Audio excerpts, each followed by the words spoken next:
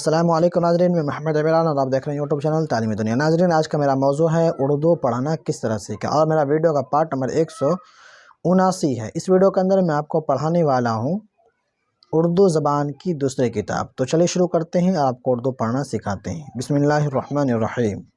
سبق نمبر 23، ایک جگنو اور بچہ۔ سناؤ تمہیں بات ایک رات کی، کہ وہ رات اندھیری تھی برسات کی۔ چمکنے سے جگنو کے تھا ایک سما، ہوا پر اڑی جیسے چنگاریاں۔ پڑی ایک بچے کی ان پر نظر، پکڑ ہی لیا ایک کو دوڑ کر۔ چمکدار کیڑا جو بھایا اسے، تو ٹوپی میں جھٹ پٹ چھپایا اسے۔ وہ جھم جھم چمکتا ادھر سے ادھر، پھرا کوئی رستہ نہ پایا مگر۔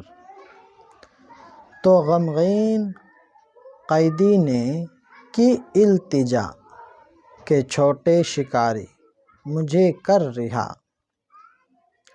خدا کے لیے چھوڑ دے، میری قید کے جال کو توڑ دے۔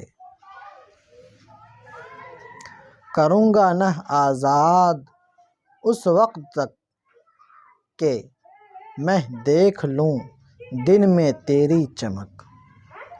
جگنو، چمک میری دن کو نہ پاؤ گے تم، اجالے میں ہو جائے گی وہ تو گم۔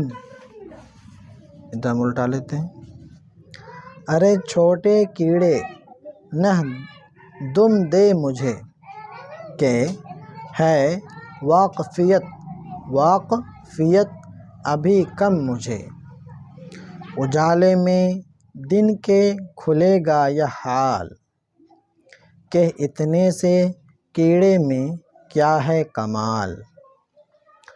دھواں ہے نہ شعلہ نہ گرمی نہ آنچ، چمکنے کی تیری کروں گا میں جانچ۔ جگنو، یہ قدرت کی کاریگری ہے جناب، یہ قدرت کی کاریگری ہے جناب، کہ ذرے کو چمکائے یوں آفتاب۔ مجھے دی ہے اس واسطے یہ چمک، کہ تم دیکھ کر مجھ کو جاؤ ٹھٹک۔ نہ الجھڑ پنے سے کرو پائمال، سنبھل کر چلو آدمی کی سی چال۔